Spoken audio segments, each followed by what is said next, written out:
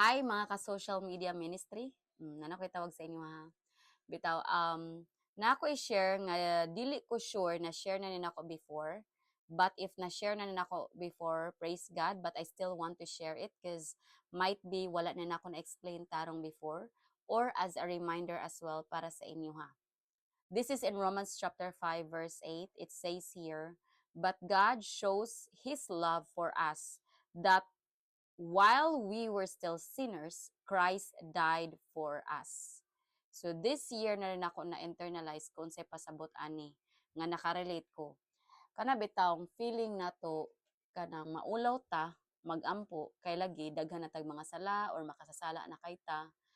Unya kanang natay panghuna-huna ba nga ay kanang unya na lang ko muduol sa Ginoo kanang maayo nako because we are tied up in the 10 Commandments.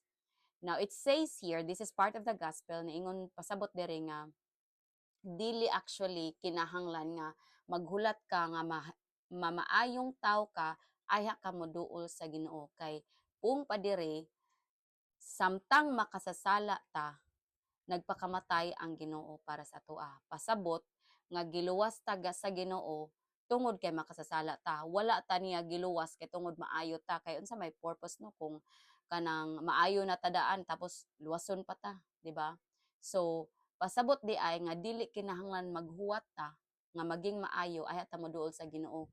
Kay mao na actually reason nganong sa atong sala mao'y rason nga napakamatay si Jesus Christ. So ang ato ra buhaton is muduol ta as long as natay willingness nga talikdan na ang atong sala. Og kanay nga na magrepent ta, mga itag kapasayloan sa Ginoo.